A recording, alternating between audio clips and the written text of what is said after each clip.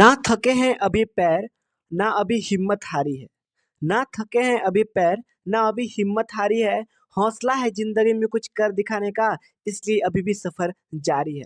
जी हाँ, तो इन्हीं चंद शब्दों के साथ आज की इस वीडियो का शुभारंभ करते हैं। आज का ये वीडियो आप सबके लिए बहुत ही ज़्यादा ज़रूरी है। 5 मार्क्स स्पेशल जो है सीरीज वो आ चुकी है। अब आपके लिए बस 5 मार्क्स और 3 मार्क्स पर वीडियो आएंगी सब्जेक्टिव पर, और एग्जाम वाले दिन में बस ऑब्जेक्टिव में 100 क्वेश्चंस करा दूंगा। तो चलिए शुरू करते हैं इस वीडियो को। इससे पहले अगर आपने अभी तक चैनल को सब्सक्राइब नहीं करा है तो भाई साहब चैनल को सब्सक्राइब कर लीजिए। आगे आपको इसी प्रकार से वीडियोस मिलेंगी फिजिक्स पर। अभी तक जो है फिजिक्स पर टोटल 19-20 वीडियो अपलोड मैंने कर चुका हूँ। प्लेलिस्ट देखिए फिजिक्स वाला में, फिजिक्स प्लेलिस्ट मेरा बना हुआ है, उसी पे जाकर के आपको सारा मिल जाएगा, ऑब्जेक्टिव सब्जेक्टिव दोनों। चैप्टर वाइज में ऑब्जेक्टिव आपको करा दिया हूँ, ठीक है। सबको देख लीजिए। सब्जेक्टिव भी आज सुबह मैंने 2 वीडियो अपलोड करी है। तो चलिए शुरू करते हैं आज की इस विशेष वीडियो को। दोस्तों यहाँ देख सकते हैं ये जो प्रश्न आपका क्या है कि स्टेट गॉस लॉ, ये जो आपका प्रश्न दोस्तों ये 5 मार्क्स में, ये very very very very important question है। इसीलिए इसको लेकर के स्पेशल वीडियो है, बस इसी को लेकर के ये स्पेशल वीडियो है। ये बराबर 2 साल में अगर पूछा ही जाता है तो इस बार वो चांसेस ज़्यादा बनती है कि आपका ये सवाल पूछ दे, तो आप लोग इसको करके जाइएगा। तो मैं आपको एक्सप्लेन करूंगा, बढ़िया से समझ में आ जाएगा आपको, इतना आप लोग जान लीजिए। मैं आपको गारंटी लेता हूँ, आपको मैं समझा दूंगा बढ़िया से, ठीक है। तो चलिए शुरू करते हैं। क्वेश्चन क्या है कि state Gauss law in electrostatics. Using this law, derive an expression for the electric field due to a uniformly charged plane sheet. तो यहाँ पर आपको क्या करना सिंपली कि स्टेट गॉस लॉ, आपको जो है वो गॉस लॉ को स्टेट मतलब पहले तो आपको डेफिनेशन लिखना है कि गॉस लॉ भैया किसको बोलते हैं इलेक्ट्रोस्टैटिक्स में। इलेक्ट्रोस्टैटिक्स में गॉस लॉ किसको बोलते हैं, आपको ये अच्छे से डेरिवेशन करना है, पहले मतलब डेफिनेशन देना है, ठीक है। अब उसके बाद क्या करना है, ये आपका पहला सवाल ये हो गया, ये आपका पूछेगा, है ना। उसके बाद इसी में से 5 नंबर में जोड़ के ये पूछेगा, यहाँ से लेके यहाँ तक। मतलब आपको क्या है यहाँ पे बोलना कि यूजिंग दिस लॉ, इस नियम के सहायता से ड्राइव एन एक्सप्रेशन, एक एक्सप्रेशन को डिराइव करें फॉर द इलेक्ट्रिक फील्ड, एक इलेक्ट्रिक फील्ड के लिए due to a uniformly charge plane sheet. कोई एक यूनिफॉर्मली चार्ज प्लेन सीट है तो उसके लिए जो है इलेक्ट्रिक फील्ड क्या होगा। यूनिफॉर्मली चार्ज मतलब कोई ये प्लेन है, ठीक है, और इसमें ये यूनिफॉर्मली चार्ज है पूरा, मतलब इलेक्ट्रॉन से, ठीक है। तो इसके बाद इसमें जो है वो इलेक्ट्रिक फील्ड वो कितना होगा, आपको यही निकालना है। तो इसको मैं बढ़िया से एक्सप्लेन करूंगा, बस वीडियो के अंदर जरूर बने रहिए। तो यहाँ पर एक इंपॉर्टेंट मैं आपको बात बताना चाहता हूँ कि यार गाइस, अभी तक मैं जो वीडियो अपलोड कर रहा हूँ, ये कोई एक चैनल है, पता नहीं कौन, 1-2 चैनल जो है मेरे वीडियोज़ को वो अपलोड कर दे रहे हैं। तो एक बात मैं उनसे ये बोलना चाह रहा हूँ कि यार आप अपलोड करो, कोई दिक्कत नहीं है, मैं कुछ नहीं, कॉपीराइट नहीं मारने वाला, ठीक है। बट यार कम से कम इतना मेहनत से यार बना रहा हूँ तो एक तो कम से कम नाम तो दे दीजिए यार कि विनय उत्पल द्वारा ये वीडियोस हैं, है ना। यार नाम नहीं दोगे तो किसी को पता नहीं चलता कि कहाँ से खोजना। यार बच्चे भड़क जा रहे हैं, ठीक है, इसलिए बोल रहा हूँ। मेरे वीडियो में कमेंट आ रहे हैं, तो अगर आप अपने चैनल पर डाल ही रहे हो मेरा वीडियो, तो यार नाम बस एक दे ही दो कि बाय विनय उत्पल, ठीक है, अच्छा लगेगा मेरे को, है ना। बच्चे तक पहुंच रही है, ये बड़ा बात है, सबको जानना जरूरी है फिजिक्स में, ठीक है। तो चलिए सवाल को हम लोग सॉल्व करते हैं। गॉस लॉ क्या होता है, सबसे पहले ये सवाल है, उसका डेफिनेशन देखते हैं, ठीक है। तो डेफिनेशन क्या होगा कि किसी भी सतह से गुजरने वाला इलेक्ट्रिक फ्लक्स। अब भैया यहाँ पे एक बात है, ऐसा है, ये हिंदी और इंग्लिश वाले बंदे बहुत ज़्यादा कंफ्यूज हो रहे हैं, ठीक है, कि सर आप हिंदी में वीडियो नहीं ला रहे थे। ये आप हिंदी के लिए, चलिए आपका वीडियो आ चुका है, ये हिंदी और इंग्लिश दोनों के लिए, देखिए हिंदी इंग्लिश दोनों के लिए, ठीक है, मैं समझा के बताऊंगा, ध्यान से समझिएगा। तो यहाँ पर देखिए क्या है कि किसी भी सतह से गुजरने वाला इलेक्ट्रिक फ्लक्स। अब इलेक्ट्रिक फ्लक्स भैया क्या होता है, पहले इसको जानते हैं। इलेक्ट्रिक फ्लक्स किसको बोलते हैं, मान लीजिए ये क्लोज्ड वक्र है या क्लोज्ड सरफेस है, इसमें से जो इलेक्ट्रिक फील्ड लाइंस जो पास होते हैं, मान लीजिए इलेक्ट्रिक फील्ड लाइंस वो इससे पास हो रहे हैं, ठीक है, आर पार वो जा रहे हैं, क्या जा रहे हैं, इलेक्ट्रिक फील्ड लाइंस। तो इलेक्ट्रिक फ्लक्स किसको बोलते हैं, जितना भी इलेक्ट्रिक फील्ड लाइंस इलेक्ट्रिक इस जो बंद वक्र है ना, क्लोज्ड सरफेस इससे पास हो रहा है, तो नंबर ऑफ इलेक्ट्रिक फील्ड्स मतलब उसी का संख्या को हम लोग क्या बोलेंगे, इलेक्ट्रिक फील्ड। इलेक्ट्रिक फ्लक्स मतलब अगर 4 इलेक्ट्रिक फील्ड उसमें से पास हो रहे हैं तो इलेक्ट्रिक फ्लक्स कितना होगा, 4 होगा। अगर 3 इलेक्ट्रिक फील्ड उसमें से पार हो रहे हैं तो इलेक्ट्रिक फ्लक्स कितना होगा, 3 होगा। तो इस प्रकार, ठीक है, उसको बोलते हैं इलेक्ट्रिक फ्लक्स। समझ में आ गया। तो यहाँ देखिए अब, तो यहाँ पर इसका क्या होगा डेफिनेशन, किसी भी बंद सतह, यहाँ बंद होगा, बंद सतह से गुजरने वाला इलेक्ट्रिक फ्लक्स पूरे सतह के चार्ज से जब हम ये एप्सिलॉन नॉट को भागा देते हैं उसके बराबर होता है। मतलब यहाँ पर इसका अर्थात समझिए, इंग्लिश से देखिए यहाँ पर क्या लिखा हुआ है कि Gauss law states that, Gauss law हमको ये बोलता है कि that the electric flux through any close surface, कि जो इलेक्ट्रिक फ्लक्स रहता है वो कोई भी क्लोज्ड सरफेस का, वो किसके बराबर रहता है, पूरे क्लोज्ड सरफेस का चार्ज का है ना, और उसको जब हम लोग भागा किससे देंगे, एप्सिलॉन नॉट का, उसके बराबर रहता है।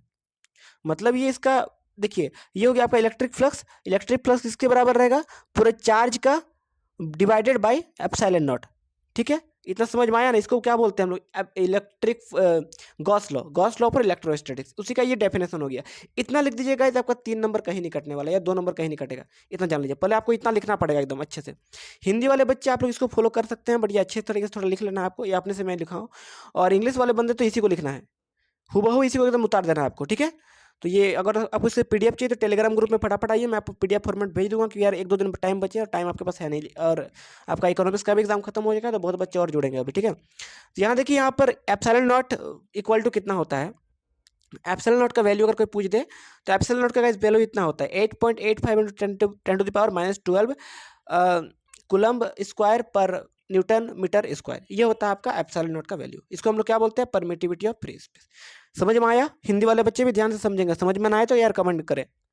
चलिए, अब उसको हम लोग सेकंड सवाल जो है आपका, using this law drive an expression for the electric field due to uniformly charged board plane. मतलब ये प्लेन सीट है, इसमें से इलेक्ट्रॉन से इलेक्ट्रिक, अब इसमें से हमको इलेक्ट्रिक फील्ड निकालना है। तो चलिए हम लोग इसको अब डिराइव करते हैं। तो मान लीजिए ये कोई एक प्लेन है, ठीक है, ये जो मैं बनाया हूँ, ये मान लीजिए कोई एक प्लेन है। इसमें से जो यहाँ देख सकते हैं, ये आपका पॉजिटिवली चार्ज्ड बॉडीज है ना, अंदर में देखिए पॉजिटिव प्लस प्लस है, यानी कि पॉजिटिव, नेगेटिवली चार्ज नहीं है, पॉजिटिवली चार्ज्ड है। ठीक है, अब समझे, आगे समझे। अब चूंकि यहाँ पे ये गॉस लॉ का बात हो रहा है, तो हम लोग यहाँ पर एक सिलिंड्रिकल कर्व, सिलिंड्रिकल जो एक लेते हैं, है ना, सिलिंड्रिकल को हम लोग यहाँ पर इस प्रकार से इसके ठीक 90 डिग्री में रख देते हैं, है ना, ऐसे। ठीक है, ऐसे रख देते हैं। अब देखिए यहाँ पर ध्यान से समझेंगे, यहाँ पर ये यूनिफॉर्मली चार्ज्ड हॉल है, यहाँ पर देख सकते हैं सब, है ना, यहाँ इतना समझ में आ गया। अब ध्यान से समझेंगे, यहाँ फिगर को मैं थोड़ा जूम कर रहा हूँ, ठीक है, ताकि आपको समझने में आसानी हो। ये देखिए, पर इस फिगर को समझ लीजिए। यहाँ देखें, आपका ये हो गया क्या, इसको क्या बोलते हैं, एन के ऊपर में इसको बोलते हैं क्या, इसको क्या बोलते हैं, नॉर्मल। नॉर्मल यानी कि 90 डिग्री आप लोग बोल सकते हैं। तो यहाँ पे आप लोग नॉर्मल कहाँ ड्रॉ किया गया है, देखिए यहाँ पर नॉर्मल ऐसे है, इस पॉइंट में नॉर्मल ऊपर तरफ होगा, यहाँ पे नॉर्मल ऊपर तरफ होगा, इस पॉइंट में नॉर्मल जो है नीचे तरफ होगा। ठीक है, और यहाँ पे देख सकते हैं, इस पॉइंट में नॉर्मल ऐसे है, इस पॉइंट में ऐसे है। और इलेक्ट्रिक फील्ड भी वहाँ पे देखिए, इलेक्ट्रिक फील्ड बिल्कुल ये इस जगह में इलेक्ट्रिक फील्ड है ना, ऐसे है। इस पॉइंट में गाइस इलेक्ट्रिक फील्ड, यहाँ देखिए ये इलेक्ट्रिक फील्ड का एरो है। ठीक है, तो इस पॉइंट में यहाँ पे इलेक्ट्रिक फील्ड है, समझ में आया। तो यहाँ पर इतना समझ लीजिए, यहाँ जो इलेक्ट्रिक फील्ड और जो नॉर्मल है, वो जो 90 डिग्री में है, पूरी तरीके से ये 90 डिग्री में है। इधर इलेक्ट्रिक फील्ड है, इधर नॉर्मल है ना, इतना समझ में आ गया। अब उसके ऑपोजिट डायरेक्शन में यहाँ देखें, यहाँ जो नॉर्मल से वो पैरेलल है वो, और यहाँ भी एक नॉर्मल वो 90 डिग्री में है, इलेक्ट्रिक फील्ड के 90 डिग्री में है। समझ में आ गया, एक पैरेलल है दोनों, और एक जो है वो 90 डिग्री में इलेक्ट्रिक फील्ड के। चलिए, इतना समझ में आ गया ना, बहुत ही अच्छी बात है। ठीक है, चलिए यहाँ देखिए, ये जो आपका हो गया वो डिस्टेंस है ना, अब ये डिस्टेंस बोल सकते हो। चलिए, फिगर इतना आपको बनाना है बढ़िया से, जैसा मैं बनाया हूँ। अब देखिए, यहाँ पर सरफेस चार्ज डेंसिटी का एक फॉर्मूला क्या होता है, वो सिग्मा इक्वल टू क्यू, यानी कि चार्ज बाई एस, मतलब total distance, charge by distance. ठीक है, ये एरिया बोल सकते हैं, चार्ज बाई एरिया जो भी है। तो ये सरफेस चार्ज डेंसिटी का ये फॉर्मूला हो गया। ठीक है, इतना आपको लिखना है। अब देखिए, जब ई और एन यानी कि इलेक्ट्रिक फील्ड और नॉर्मल जो है, एन यानी कि नॉर्मल होता है, नॉर्मल यानी कि 90, तो नॉर्मल जब वो परपेंडिकुलर रहेंगे, जहाँ जहाँ परपेंडिकुलर, कहाँ कहाँ परपेंडिकुलर रहेगा, ये देखिए, ये परपेंडिकुलर है, यहाँ परपेंडिकुलर है ना, है कि नहीं है, हाँ कि नहीं, हाँ है, अच्छी बात है। तो जब ये परपेंडिकुलर रहेंगे, तब जो वो इलेक्ट्रिक फ्लक्स कितना होगा, तो जब परपेंडिकुलर रहेंगे तो ऑब्वियस है कि इलेक्ट्रिक फ्लक्स वो जीरो हो जाएगा। इलेक्ट्रिक फ्लक्स कितना होगा, वो जीरो रहेगा, है ना, क्योंकि यहाँ पे देख सकते हैं आप लोग, एक चीज पढ़े होंगे, ये किधर गया इलेक्ट्रिक, हाँ ये चलिए, हम मतलब समझिए कि वो जीरो होगा, क्योंकि कॉस 90 डिग्री कितना होता है, जीरो होता है नॉर्मली, है ना। तो ये पूरी तरीके से समझिए कि जीरो हो जाएगा। ठीक है, कॉस 90 डिग्री जीरो ही होता है ना, तो कॉस 90 डिग्री वैल्यू जीरो। चलिए आगे देखते हैं। अब हम लोग देखते हैं कि जहाँ जहाँ ई और एन पैरेलल है, तो अब ई और एन जहाँ जहाँ पैरेलल है उसके लिए हम लोग निकालते हैं। तो फिर फिगर में आते हैं, एक बार एक राउंड और फिगर में आते हैं।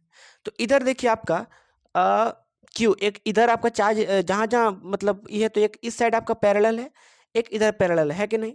तो हम लोग यहाँ पे क्या करेंगे कि क्यू मतलब चार्ज, इस साइड का चार्ज और इस साइड का चार्ज दोनों तरफ को ऐड कर देंगे, ठीक है। तो जब पैरेलल रहेंगे दोनों को हम लोग ऐड करेंगे, नॉर्मली ऐड करेंगे। तो अब यहाँ पर गॉस लॉ का बात यहाँ पर आ गया। अब गॉस लॉ क्या बोलता है कि टोटल टोटल इलेक्ट्रिक मतलब जो इलेक्ट्रिक फ्लक्स रहता है वो net charge by epsilon not के बराबर रहता है।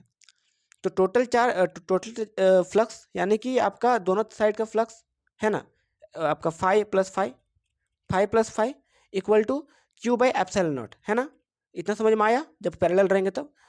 अब देखिए 5 + 5 को क्या हम लोग 2 5 लिख सकते हैं?